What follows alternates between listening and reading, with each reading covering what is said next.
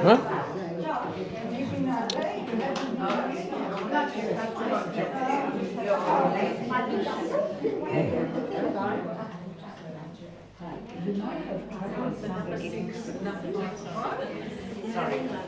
Sorry, what? Getting through to people on Sunday. The rabbi takes the payment now if you want to. You could? I Why? did. Why? Pardon? Why will there be a trouble getting? Oh, just in case. You mean? Just in case. Yeah. No, I'm gonna announce that soon. Oh. Yeah.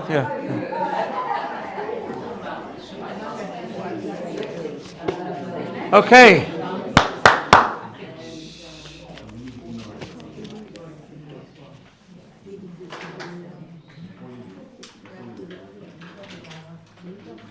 What is that? Yes, of course. I'll do it in the middle after review. Good morning, everyone. Thank you very much. Thank you. So we're in the middle of the 10 paths to a meaningful life.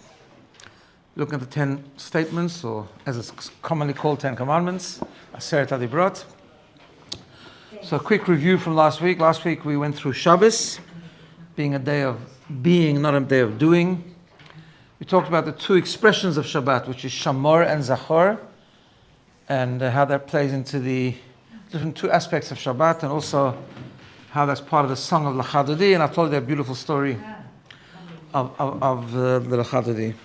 Also, we talked about the 4 meals, including the post-Shabbat meal, the 4 elements: fire, wind, and water. Fire, water, wind, and dust. 4 holy cities of Israel, which all translated into a formula of growth, which is inspiration, which has to come first, and knowledge, then getting deeper, the mystical part, the essence of the soul, and then putting it all into practice. And then we talked about how Shabbat is so connected to the idea of emunah, and because we do things to commemorate the man that fell from heaven. Of course, Shabbat in its essence is acknowledging that God is the creator of the earth. He created the world in 6 days, and He's the source of all blessing, and so on. Okay. Before we get into today, 2 things. First of all, this coming Sunday is the BINA Giving Day. So please spread the word, put it on your status, if you do those kind of things. And of course, give. Now, you don't have to wait till Sunday. If you want to save yourself a bother and us a call, you can start doing it today, really. The link is live. Those little videos that we've been sending out, they have the link on the thing. If you don't know it, ask me afterwards, I'll give it to you. And you can certainly give today if you want, or tomorrow. Not Shabbat, of course, or Sunday. Good. You can go to the office if you need help. But we didn't do a raffle this year, as you know. So this is the moment. And try to be better than the raffle if we can. Fantastic. Okay. Just before we start today, I just want to share with you, it's been quite a week. First of all, thank God we were blessed with a new grandson. There's no hotel, thank you. Locally, that is, Rabbi Chaitan and Mushki Chaitan. They had a boy 2 nights ago. I was actually in Melbourne. I had a very interesting week this week. I saw him last night, but I was actually in Melbourne for 3 days. I did something very interesting, which I wanted to share with you before we dive into today. I went to a leadership called Launchpad, leadership conference or retreat, whatever they call it. And it was fascinating. It was an interesting exercise for me to spend 3 days purely as a learner, as a student, which was very nice. A bit difficult in the beginning, I'll be honest. I'm not used to it. I like to learn new things, but 3 intense days purely as a student was fantastic. It turned out to be fantastic. It was really, really good. It was actually quite an amazingly well done thing.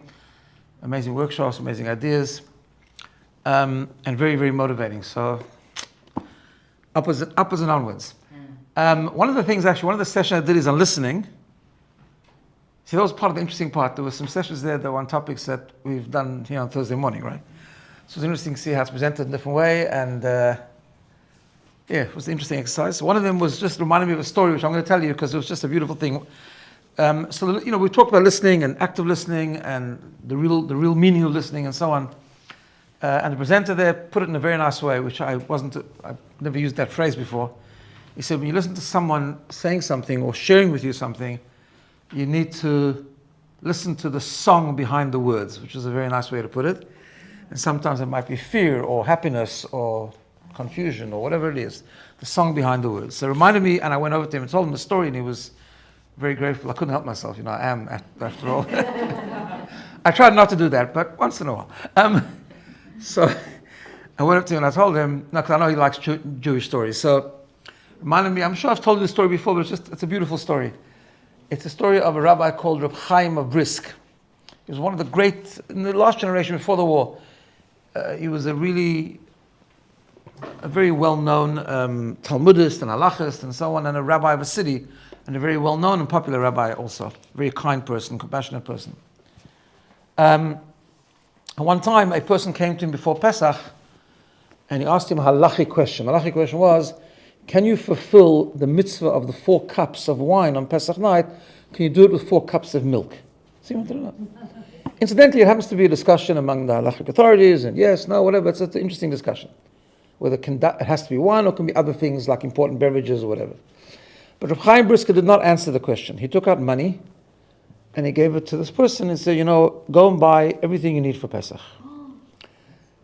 And they walked out. The guy walked out, he was very happy. So his students who were sitting around, they were learning from him how to answer questions, and like the apprentice students, the apprentice rabbi, so to speak, they turned to him and said, what was that all about? He asked you a question, why don't you answer the question? So he said to them, and I think this is exactly the point, he said to them, you didn't listen to the question. If someone's asking a question, if you can drink 4 cups of milk for the 4 cups of wine, he obviously doesn't have meat for Yontif either, right? Because he wouldn't have meat and milk at the same meal.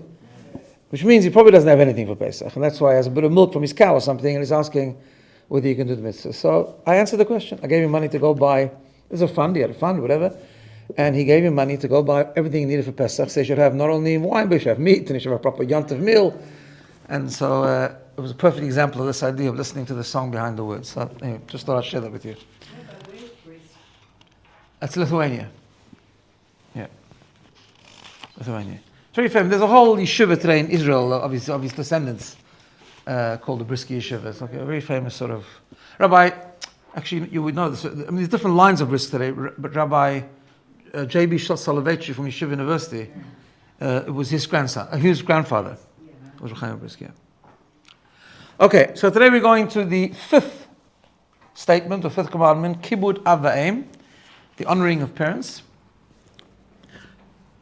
Important mitzvah.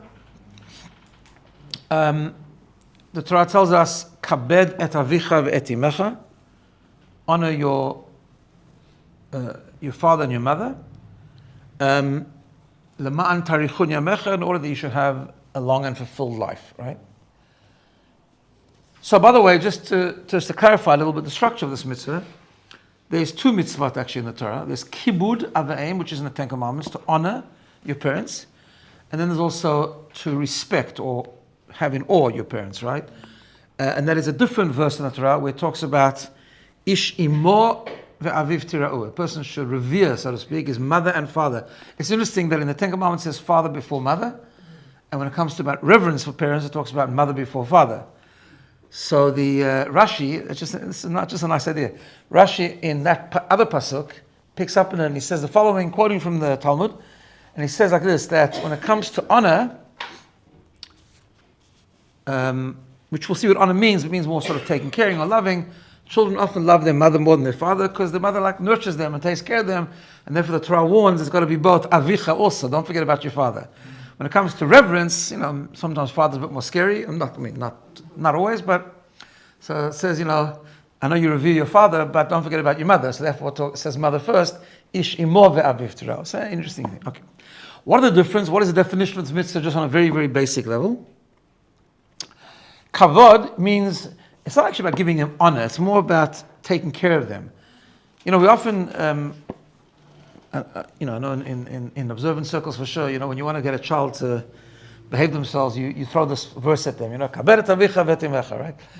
But actually, it's not about children. Children are not the primary recipient of this mitzvah, young children. It's actually adults, right? We're talking about people who are of age that are halachically obliged to keep mitzvot, right? It's after bar mitzvah, after 20 for sure. So kavod means actually taking care of a parent, right? Making sure their needs are taken care of. There's a whole discussion about what happens, like, you have to do things for them. There's a whole discussion in the Talmud. The laws of kibbud av v'em are actually very complex and quite lengthy. There's a discussion in the Talmud, for example, let's say parents have resources and the children don't. So what does it mean to take care of them? I mean, they might not be able to do things for themselves, but who has to pay for it, so to speak, right? And all this whole discussion around that. But essentially it means making sure that they're taken care of. Where yirah, reverence, is more about respect. So it's more about like not sitting in a parent's place, not contradicting them, not saying anything negatively disrespectful to them. It's quite actually. The laws of kibbud av v'em in Jewish law is actually quite strict. It's about actually knowing how to contradict them if you want to say a different point of view, being very respectful of how you disagree, all of those kind of things, right? So that's the mitzvot of kibbud av v'em. We'll come back to that a little bit soon from the Talmud, the discussion, but that's the mitzvah. So that's halachically basically the structure of the mitzvah. But what I want to do today, of course, is go a bit deeper into this mitzvah and understand it a little bit, and how it's explained in many different commentaries. So on the surface, as many commentaries point out, the mitzvah of kibbud av v'em is gratitude. That's what it is. It's about gratitude, right? This is explained by a book that I've quoted many times called the Sefer HaChinuch. He was a great sage, I don't know exactly when, but probably about more like 11th century, 12th century, something like that. And he wrote, we actually don't know his name, but we know the book, that he wrote and enumerating all the 630 mitzvot, because it's difficult to understand how the 630 mitzvot actually work. So he puts it all into order, but with each mitzvah, he gives a bit of philosophical explanation on it. So he talks about this idea that you have to have gratitude. Two people brought you into this world. They cared for you, they provided for you. So you've got to show gratitude, and therefore, in exchange, there's kibbud av v'em, there's the honoring and respecting them.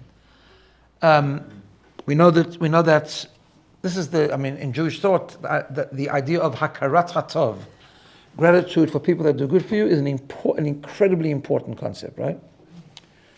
Even though the Talmud has I think I've shared this with you, the Talmud has a very interesting phrase, and it says, you thank the wine belongs to the master, but you thank the butler. In other words, even though we know that without God we wouldn't be here, we wouldn't be created, and often when people do things for us, it's really Hashem providing for us. Everything goes back to the blessing that Hashem provides us. The people are only the conduit, only the vehicle through which the blessing can come. But nevertheless, Hashem wants us to have gratitude even for the messenger. So that's where the Talmud phrase comes in, that the wine belongs to the master. It's true, but you still have to thank the butler, right? Because he's the vehicle that's bringing you the wine. So that's the idea. Now, a little bit deeper than that is the following. With a certain introduction, and that is the 10 Commandments. I should have put it on the handout actually, but I forgot. But the 10 Commandments are divided into two, right? One is between man and God, one is between man and man. This idea is very famously spoken about by the Kli Yakar, whose name was Shlomo Ephraim from Prague. He was a disciple of the Maharal of Prague. When I was in Prague, actually, almost 2 years ago, he's buried in Prague, just not far from the Maharal, and I was actually by his grave. He writes fascinating stuff on Chumash, on commentaries of Chumash. Also, he wrote other books on Halakha and so on, but on Chumash, he's absolutely amazing.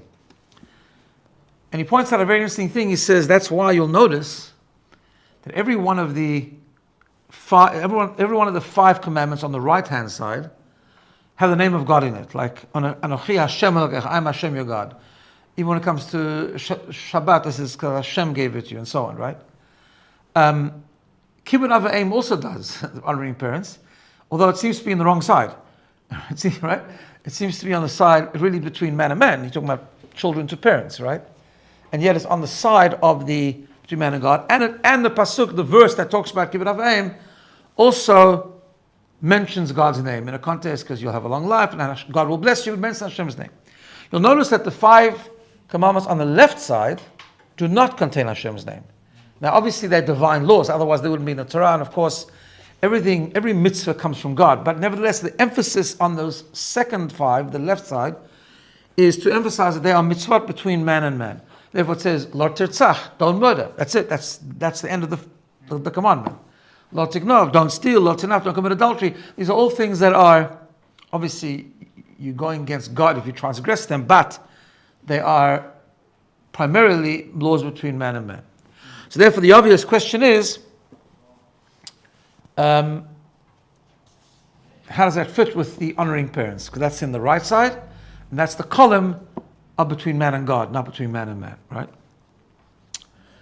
So he says, because, first of all, he starts off very, very basic level. He says, because when you honoring parents, you are honoring and acknowledging the source of who created you. And the Talmud has this phrase where it says, Shlosha shutfim ba'adam. There are 3 partners in a person, in the making of a person.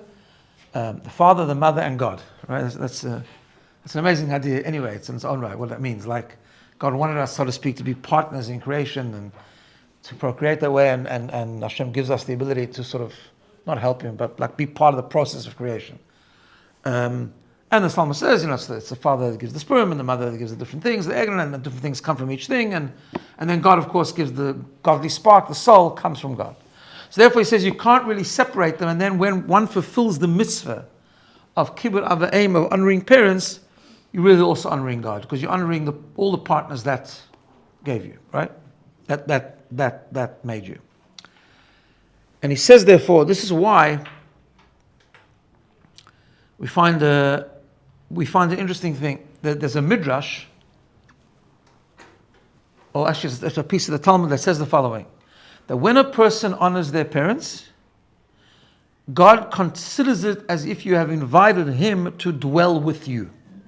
To dwell with you, right? And he says, why? Because that's how it works. If you're honoring parents, you're obviously also acknowledging, number one, where the parents come from, and also where God's contribution to the process, right? So you're honoring all 3. And he explains a very interesting thing. He says that's why the mitzvah of, this is what he says here, there's two pieces of the Kli Yakar. This, I'm telling you the one, I'll tell you the other in a second. That's why God promises longevity for kibbut ava'im, because once you do a mitzvah which actually invites God to be part of your existence, so then God is eternal and God is infinite, and therefore with that comes the blessing of longevity, which is an interesting perspective. Now, on a little bit of a deeper level, there's another piece of the Kli Yakar which says the following. It's in later on in Deuteronomy, where we find a different mitzvah. Very, very seldom does the Torah specify the reward for a mitzvah. That is a well-known thing. We know there's a concept of reward, but we don't know what it is necessarily. This world, the world to come, or both, whatever the case is. But there's very, very, very seldom that there's 2 places that we know that God specifically outlines the reward for a mitzvah, and it's the same reward: longevity. One is kibbut ava'im, honoring parents, and the other is an interesting mitzvah called shiluach hakar. There's a prohibition in the Torah and a mitzvah that when you come across a bird, and the bird is either with her little chicks or whatever, right, or eggs, right, you cannot take, and let's say you want the little birds and you want the eggs, which is the permission given to the human being to benefit that way from the creation. Therefore, you can take, we're talking about if it's baderech, it doesn't belong to anyone, it's ownerless, whatever, you can take them, but you cannot take them together with the mother. Right? Sorry? With the mother. You can't take the mother bird. And therefore, there's a big mitzvah to send away the mother bird, so she shouldn't see that you're taking them. Now, the reason for the mitzvah is a very, not controversial, it's a very complex discussion, because actually the Mishnah says it's not necessarily because of compassion. There are some other views that say maybe it is from compassion, or it includes the concept of compassion, whatever the case is. But the bottom line is, it's a mitzvah surrounding the concept of eggs and mother, right? So you can't take the mother with, you have to send the mother away, and only then can you take the eggs or the young birds. It's called shiluach hakan, you're sending away the nest. Okay. And in that mitzvah, the Torah also says, Leman tarichun yamecha, that you'll have long life if you do that. So the Kli Yakar says, what's the connection between honoring parents and the mitzvah of sending away the mother bird? And he says something very interesting. He says, because both of these mitzvahs contain the acknowledgement and the belief, the chidush haolam, in the creation and the recreation, the renewal constantly of the world. Why? He says, because it centers around the concept. You start with a small idea. You start with a small idea, and that is, you acknowledge that nothing comes from itself. Right? I didn't come from myself, I came from my parents. The little eggs or the chicks did not come from themselves. They have a mother. Right? It's these two mitzvahs that acknowledge or emphasize the source of something. And he says, when you go, and that's part of the mitzvah why you have to honor parents. Because you have to realize you don't come from yourself. What does that do to a person? He says, if a person is acknowledged, the step one is just to acknowledge that nothing came from nothing. You have a source. It comes from somewhere. Right? A child has parents. A young bird has a mother. And so on. When you start doing that, and you start getting that into your mindset, then obviously the next question is, so where did the mother come from? Their mother. And you go back to the source of creation. You go back to the very understanding that the world has a source. And that's God. Right? And therefore he says, when you have that mindset, and that's why these two mitzvot are connected. And they're connected also in the reward of arichut yamim, of longevity. Why? Because, again, same idea. We know that life is connected with God. There's a pasuk, there's a verse in Deuteronomy which says, Ve'atem hadvekim, you are connected, you are cleaving to God. Chayim kulchem hayon, the source of all life, and life that comes to you. So life comes from God. That's what it is. It's a godly thing, because God is eternal. And the idea of life, the idea of continuation, the idea of continuing to exist is a godly idea. And therefore, when you have the two mitzvot that both remind you that you have to, that there's a source for every creation, when you realize that, and what that leads to is to track it all the way up to God, and to realize that everything comes from Hashem, then there's life. And that's why the mitzvah for that is longevity. Okay. Now, we'll point out to you that sometimes this requires lots of umanah. The Talmud tells a story of painful story, a story that you need a lot of emunah for, and that is, there was a story that there was a child that was instructed by the parents to go and send away the mother bird, and fulfill the mitzvah of sending away the mother bird. So he was doing two mitzvot at the same time, both of them that promised life, which is he was honoring his parents because his parents asked him to go and do it, and he was doing the actual mitzvah, and the tree fell down and actually hurt him, and he ended up passing away.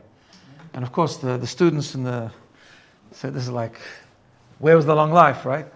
So we know long life has many. Obviously, we take it literally, and we bless everyone for longevity, and we believe that if we do this mitzvot, we will long. But we know that emunah requires us to understand that not always things happen the way we understand them, and therefore the Talmud says life doesn't end with this world. There's other life. There's a life of world to come. There's different types of life. Sometimes arichut yamim means long days. In other words, fulfilling each moment and living a meaningful life. Whatever it is, so there are instances where it's not so automatic that you do this and this happens. Sometimes it requires emunah to dig a bit deeper and to understand how the application is. But nevertheless, the concept of longevity is something which is connected to Kibbud Avim. Now, getting back to that book I said before, Sefer HaChinuch, there's something that comes out of this which is a very, very important principle in general in Torah. I'm just going to find where to do this. Give me 1 second. Oh, here we are. And when the Sefer HaChinuch talks about gratitude, he says that when you have gratitude for parents, you end up having gratitude for God. And actually this leads us to an interesting connection to everything in the Torah. If you look at the Torah, you'll see an interesting thing. You see the story of the Torah from Genesis till the end. The giving of the Torah, which we're going to celebrate next week on Wednesday night and Thursday night and Friday. Incidentally, next Thursday we're taking a break because it's like that night is Shavuot and it's a very short day and there's so much to do. So we'll resume in 2 weeks' time. But next week we are celebrating the the giving of the Torah on Shavuot, which took place at Mount Sinai. You've heard me say many times, Shavuot is somewhat of a forgotten festival, and it shouldn't be, because it's the very cause of why we're here. It is everything about being Jewish, stems its way all the way to Har Sinai, the divine revelation, where there was a revelation not just to one individual, but to all of us, meaning there were about 3 million people standing at Har Sinai physically, and we have the tradition that all our souls were there. And in fact, the giving of the Torah on Mount Sinai was the goal of the exodus from Egypt. God told Moses when he was on the burning bush, when you take out this nation from Egypt, you will come to me on this mountain, I'll reveal to you, you become my nation. It was the purpose. The purpose of Exodus was not just to go out of Egypt and be free. In the physical sense, the purpose was to become God's people, and that happened at Har Sinai. I'll just point out parenthetically that it's really important to try and mark this festival in some way. You know me, I love the calendar. But there's also specifically, if you can, next Friday morning, if you can make it to shul, to hear the Ten Commandments. And now we've been learning about the Ten Commandments, so maybe it'll have more meaning. But they read from the Torah the Ten Commandments on Friday, and try and make the shul in order to hear those Ten Commandments, because the Midrash says when we hear the Ten Commandments, it's as if we're standing at Har Sinai once again. Because as you know, festivals are not historic, festivals are cyclic. They happen every year and they resurface every year in a spiritual way. But the story of the giving of the Torah on Mount Sinai, we would imagine would come early on in the Torah, and it doesn't. It only happens in the book of Exodus, right? Because that's how chronologically the world was created, and the Torah was only given more than 2,000 years later, right? The exact year is 2448 from creation, right? Which is just over 3,300 years ago. Well, that's not that long time ago. It's not that long time, you know that. That's one of the unbelievable things about the chain. There's a book, and I've forgotten who the author is, called the book, I don't know who he was, who he is, I should say. He points out something very interesting. It's called The Permission to Believe. Going through logically how, like, we have such evidence and proof of the giving of the Torah on Mount Sinai, right? One of the things he points out is, there are people, there's never a time since then that we don't have a record of people talking about the revelation of Sinai. Because don't forget, this wasn't a one-person thing, right? This is what's unique about Judaism. And I'm going off topic now a little bit, but just an interesting thing. A revelation to one individual can be made up, but you can't make up something that's given to 3 million people if they're all talking about it since it happened, right? Which means they all witnessed it. Anyway, for details, you can read the book. But he also points out a very fascinating thing. It's not that many generations ago. There are people, for example, that have a family tree and they can trace themselves back to King David, right? I'm from the Maharal of Prague. Maharal of Prague was known to come from Rashi, who came from King David. Once you get to King David, we know the names of everyone that was up to, no, more than King David. I mean, once, even much later than that. But once you get to even people like Rashi, or just at the end of the Talmud, we know exactly who taught who. You can trace all the way back to the giving of the Torah and Sinai. The chain is unbelievably strong. Like we can, with our people who can. Rabbi Goldstein in South Africa once did it. He because he knows he's living. He had I don't know, because I don't remember all the generations, but he took one particular line and he actually traced it all the way back, generation to generation, all the way back to Mount Sinai until himself, which is it's actually fascinating. So the question is, why didn't it happen earlier? If the purpose of the world was to have a moral compass, right? If the purpose of the world was to have values, which in God's context, the moral compass and the values and the morality that He wants us to adhere to is in the Torah, right? Not only for Jews, by the way, but for non-Jews. We have what's called the Noahide laws, which are the seven. They're not just Noah, 7 laws. They're actually 7 categories. They're quite broad, actually, right? They start with monotheism, believing in God, but believing in God in a way where every person has their role, and non-Jews are not required, sometimes not even encouraged, to become Jewish. But they are required to believe in God and to adhere to what we call the 7 Noahide laws, which are basic morality, like basic lack of cruelty, basic setting up a court justice, basic not murdering, not stealing, not committing adultery. There are 7 of them, right? So I lost my train of thought. What was it? Why did you wait so long? So why do we wait so long, right? So this was the morality. I'm really tired from this week, by the way. It was so intense. I came back exhausted that night. So why did he wait so long? Why 2,000? I mean, everything happens with a reason. Everything must be not just about history, went to Egypt, but everything has a time and place that it's supposed to happen. And one of the reasons is a very fascinating thing. Because if you look in the Torah, look in the history of the Torah to see what's happening in the Torah before the giving of the Torah on Mount Sinai, all we read about is stories of relationships. Adam and Eve, good relationships, bad relationships. Shidduchim, Abraham Avinu, he married Sarah. The whole story about Yitzchak married Rivka. The whole story about Yaakov, how he marries Rachel and Leah. It's all about relationships and marriages, relationships between people. The time of the flood, where the relationships all broke down, and it was just, in fact, the flood was made. The punishment of the flood came mainly because of immorality, but not just immorality, mainly because of theft and division and disunity and everything that was happening there between people, right? That's what you read about. Why? Because the giving of the Torah on Shavuot was not about giving us a set of rules, right? It was a marriage. It was a relationship.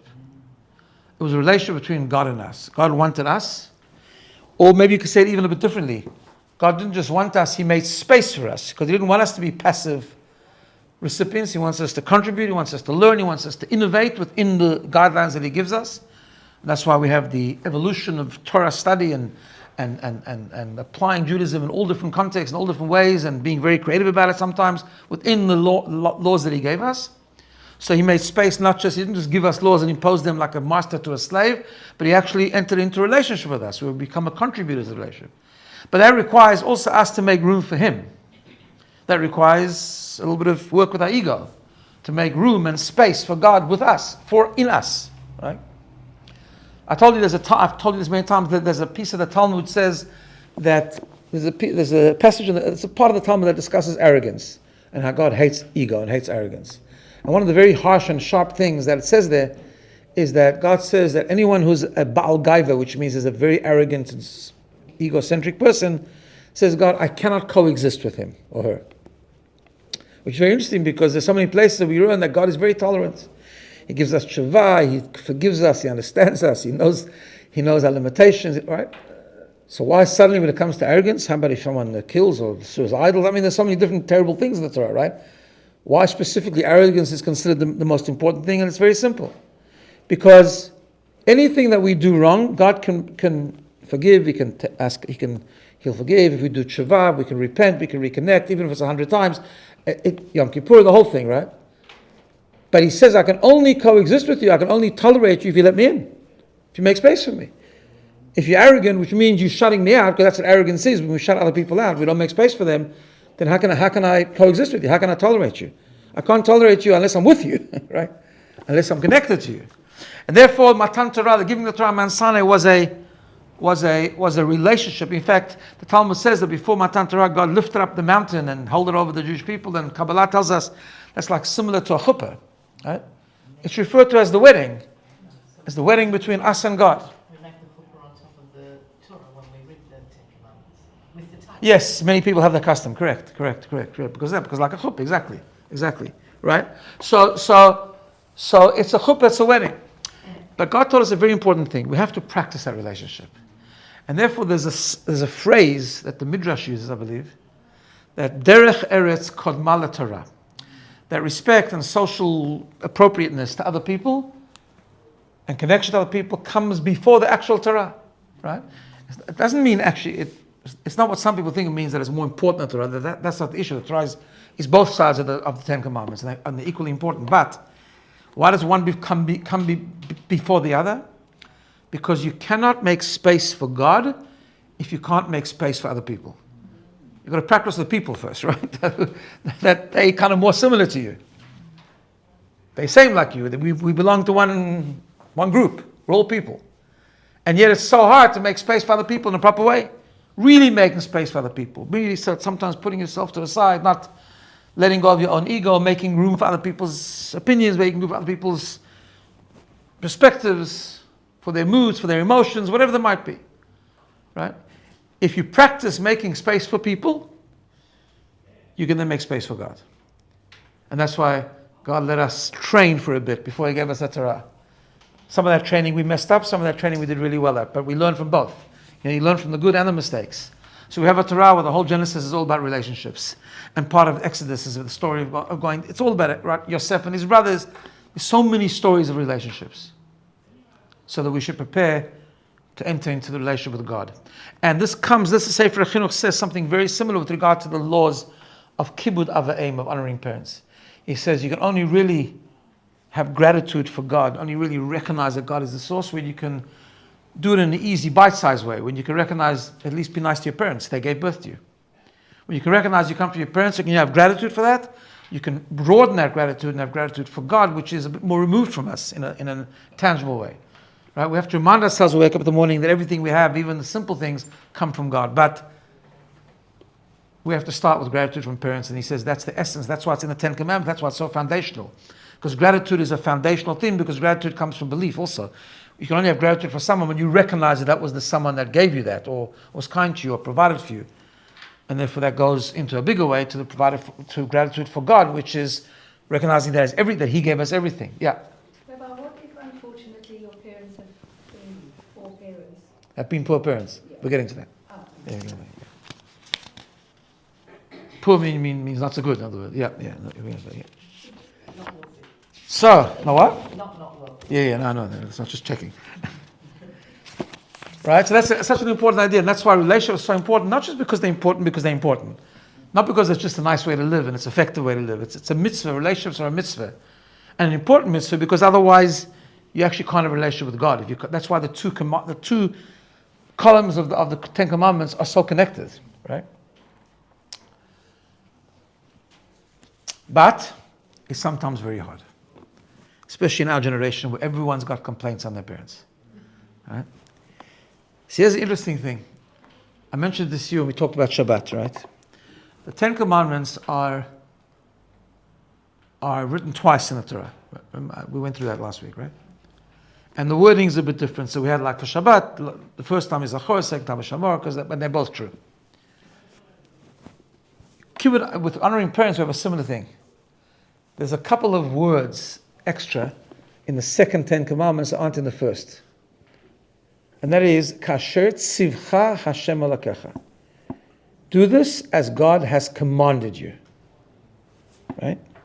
Which means, why does He have to command us? Isn't it a normal thing?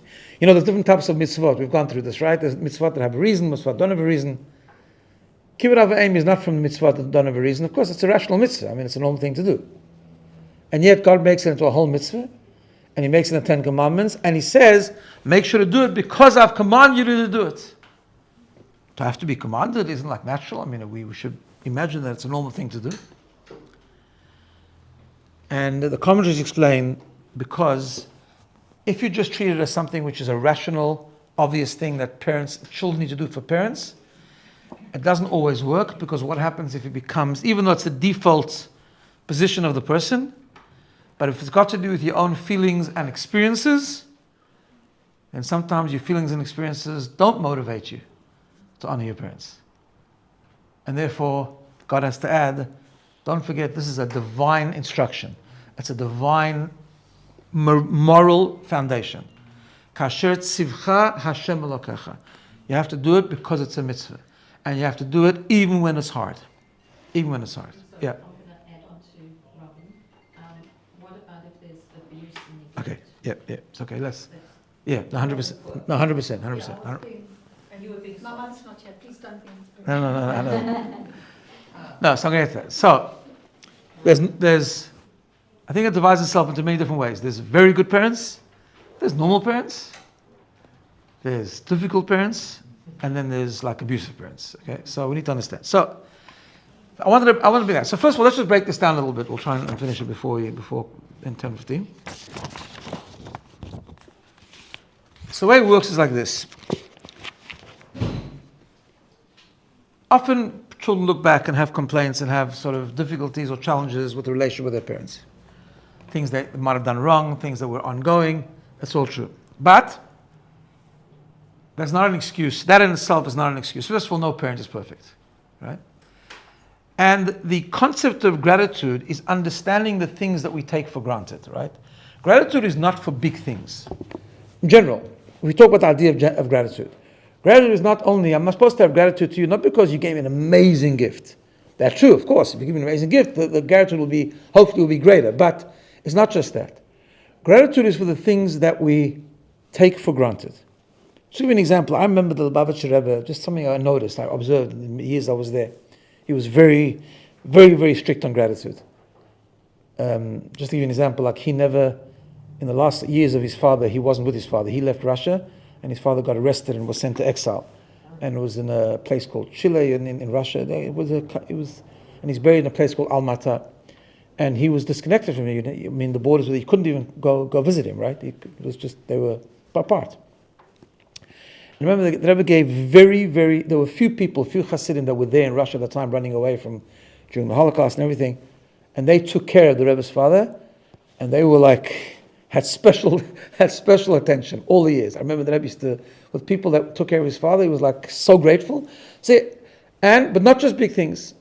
If the Rebbe walked into 770, I remember this clearly, and sometimes there were children that used to like to hold the door for the Rebbe, right? Young children, 6 years old, 8-year-old, they used to like to open the door. That when the Rebbe was coming, they run to the door and open it. They would always stop. He would turn to the child and say, Yasher Koyach. Big Rebbe talking to a little child, thank you. Because gratitude is for the small things. When we talk about parents, we have to remember, even if your parents were hard parents, difficult parents, but they gave birth to you. They gave birth to you, that's it. You're alive today because they gave birth to you. More than that, they probably provided for you. The small things, the basic things. The house wasn't such a positive house, maybe, or it was a bit toxic, or they weren't so nice, whatever the case is. It's unfortunate, but that doesn't absolve us from the mitzvah of kibbud avei. Okay, so that's part of the idea, and that's a really big foundation in the laws of kibbud avei and the laws of honoring parents, right? It doesn't mean you have to have the best and most intimate and ongoing relationship with him. There are levels of kibbud avei. The Talmud tells us a story like this. The famous person that the Talmud uses for the mitzvah of honoring parents was actually a non-Jew. He was called Dama ben Netina. Dama ben Netina was a non-Jew, and one day, the Talmud says a beautiful story. One day, he dealt in precious stones, and it was his business. And one day, the Kohen Gadol in the temple, one of the stones of the breastplate went missing or broke or whatever the case, and needed another one. So they traveled to him because he had the stone. It was a rare stone. He had the stone, and he came to them and they said they want to pay. They'll pay whatever what he needs, but they need to buy the stone. The problem was that his father was sleeping. And the key to the safe, whatever those days, the chest, I don't know, whatever it was under the pillow of his father. It wasn't his father's stone. It wasn't his father's business. It was his business. And he refused to wake up his father. He refused to, right? He said, you got to come back later. Yeah. And the Talmud says about him, now, he is actually, so that's an amazing thing, right? But it actually goes worse than that. Goes more than that. He had a mother that's a Meshuggah. His mother was not normal. He became a very big dignitary in the government. And his mother would sometimes come in the middle of his meetings with other politicians, and she would scream at him and embarrass him and humiliate him. He never said anything. But Halakha points out that's an amazing aspiration, but that's not required, right? In other words, you're allowed to create boundaries if it's an ongoing relationship. Now, again, I'm not up to abusive parents yet, right? But even if it's very, very, very difficult, so the way it works is as follows. Again, kibbud avei really rests at its very basic level in two things. You have to make sure that they're cared for, and you have to respect them. So the same passage in the Talmud tells another story about one of the great sages that had an extremely difficult mother, driving it absolutely up a wall. So he appointed someone and paid for someone to take care of her, and he moved town. He moved to a different city. But he made sure they were taken care of. That's number one. What we do learn in halakha is that even if it's very difficult parents, you find it very hard to spend time with, or you find it very hard to be nice to, or say nice things to, or express love and emotions to them, okay, but you cannot say disrespectful things to them. That's something we can never ever do. We're not allowed to disrespect our parents. So to argue with them, to scream at them, to be harsh with them, that's actually not allowed ever, even if it's a very difficult parent. It's a very interesting thing, right? By the way, the commentaries of the Talmud say it's one of the most difficult mitzvot to fulfill properly. In fact, one of these, now just remember that one of the sages of the Talmud said, he lost his mother when he was very young. He said a very strange thing, but he said, in a way, not he was grateful, but in a way, there's a positive to him. He lost his mother so young when he was an infant, because he doesn't know if he'll be able to fulfill the mitzvah of honoring his mother properly, because he knew how difficult it was, right? Now, that's not the perspective we have. Of course, we wish everyone should have a mother their whole life, and should have a relationship with them, and so on, but it is a difficult mitzvah. It takes a lot of thinking, which is part of the idea. It takes reflection. It takes understanding. You have to have gratitude because no one's perfect. Everyone meant their best, and you are here because of them, right? You're here because of them, and therefore you need to be able to do that. So it's not easy. We're all human beings. We all make mistakes, but it is important. But it's important now, unless of course they're hurting you or they're abusive, and abusive can mean many things, of course. So when it comes to that, of course, that's very different, and there's a halachic process for that. And of course, there is a very rare occasion where you can actually cut off ties with them completely because it's dangerous. And that's a different thing that has to be evaluated each time, and that's different. But short of real abuse, even the most difficult situations, we are required to have some relationship, right? It's a moral thing. And also, as the commentaries point out, that, and this is brought down in the commentaries of the Chumash as well, it's also a model that we show for our own children, right, when we do that. So, and it continues on the chain. I've often talked about, people have come to me. This is a problem that is dealt with a lot of times, right? People come and they have a real issue, and it's very imposing, and it's very interfering, and it's overbearing, and so on and so forth. The easiest thing to do, there are two easy paths. One is to be very harsh to your own parents, and the other is to walk away from the relationship. The most difficult thing to do is the right thing, which is you always have to continue the relationship and manage it. Manage it is very hard. And by the way, managing it means that not always you're going to make them happy, because what you do will never be enough. There are plenty of parent-child relationships where whatever the child does is never enough. You come visit, after 45 minutes, you're going already? Like, you just came, all that kind of stuff, right? Or it's 27 phone calls a day, or whatever the case is. So if you put boundaries around that, it's never going to be enough, but at least you're doing the right thing. You have to do the right thing. We have to do the right thing, right? Even when it's difficult. Make sure they're taken care of. Have a relationship with them on some level, even if it's difficult. Unless very, very rare instances. But other than that, make sure that we're always talking respectfully. That's a very difficult mitzvah, but it's a very important training. Because it's a training that allows us to understand the depth of what gratitude is. That it's kasher tzivcha Hashem alakacha. Even when it's hard. But I commanded you, do it when it's difficult, because that's the real mitzvah. Do it when it's actually difficult. I mean, it's very nice when adults have beautiful relationships with their parents, but when it's not like that, in a way, it's even a deeper mitzvah, because you're doing it because it's actually a training. It's not easy, it's not rational, it's a training. You get to understand and remember every single day that I have to have gratitude for those who were responsible for me being in the world, and for those that provided me, at least on some level. It's difficult.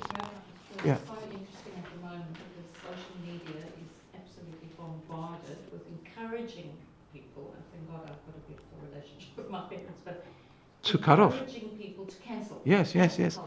Parent-child alienation, it's a big thing now. Numerous Jewish people that I know of, that, like in South Africa, that have actually applied this. It's an unbelievable tragedy, and I pity them when they get older with their kids, by the way. Yeah. And it's an immoral thing. And therapists are doing it. It's a terrible thing. Is happening? Sorry? Because I'm not experiencing that, so what does that mean?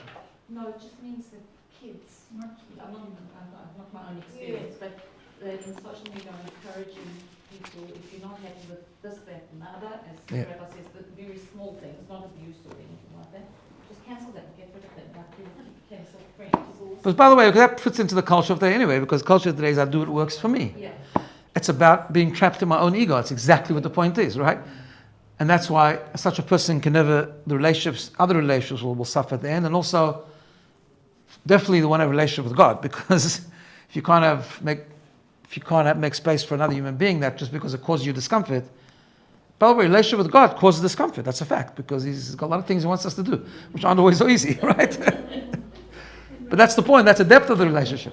How do you do this mitzvah when you don't have a parent? Oh, so just to finish off, So when one doesn't have a parent, So the mitzvah of kibbud av va'em, first of all, just before we get to that, often we have to take care of parents when they no longer can reciprocate, right?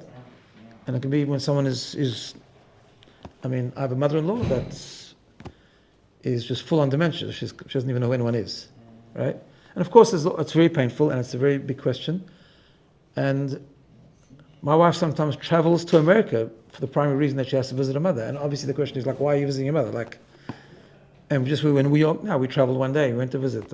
I went in, she's our mother-in-law, and I have to be grateful. Why do I have to be grateful? Because my wife is because of her, right? And it's that act of, maybe that's their existence. Maybe that's even their purpose. I don't know. I can't explain God's ways why He makes people have full-on dementia, because it seems like there's no purpose to it. But obviously there's a purpose, because everything has a purpose. And maybe one of the purposes, at least, is it gives the children a training to be able to, it's still your mother. You still have to visit her. You still have to go to her. You still have to take care of her. Right? So that's an important thing. And then Halakha tells us that because a person ultimately is eternal and the soul continues on, that actually the mitzvah of kibbud av va'em continues even after a person passes away. It's how we refer to them after they pass away. I'm sure you've heard, I don't know how, we sometimes refer to parents and there's always something that comes after us. Like when I say my father, I'll say my father, alav shalom, right? Or someone say a blessed memory, or zichrono levracha, whatever those kind of things. That's not just a made up thing. That's actually mentioned in the code of Jewish law. It's a thing because you have to refer to them respectfully. It's part of the mitzvah. It's doing mitzvot and learning in their honor. It's making sure their grave is kept up. Whatever it is, right? Whatever. Naming a grandchild. Sorry? Naming a grandchild. Naming a grandchild will be part of it. Yes, correct. Although parents should never mix into their grandchildren's names. That's another discussion. But right? I know about stories about parents get all upset. Why my son didn't name their son after my father? That's the worst thing you can do. Okay, that's another discussion. But so when you get to that, whatever the name is good. Love them. That's all. But yes, but it is. Some people have the minhag. Some people do have the custom of naming in memories of for grandparents, whatever the case is. That's a part of kibbud av va'em. It is. So it's all part of that training. It's all part of we found by Moshe Rabbeinu that he wasn't allowed to hit the river hit the Nile because he was saved by the Nile, right? The Nile doesn't have feelings, but he had to live. We've talked about this. He has to live the gratitude, and that's the essence of kibbud av va'em. So really, just to close off, it's two things. Kibbud av va'em. It's the depth of gratitude, not taking the simple things for granted. It doesn't have to be big things. Maybe they didn't give you so much. Maybe they didn't give you the emotional love and the stability it wants they never allowed me to express my emotions and all this kind of stuff. They gave birth to you, they fed you, you got to honor them. That's it, right? If they did all the other extra things, very nice. But that's not. It's about just remembering how you come here, right? That's one. And the truth is, and the second thing is that we spoke about in the beginning. It's really about believing in God. And that's why it's on the right side of the commandments. It's about knowing that you don't come from nothing, and therefore you come from parents.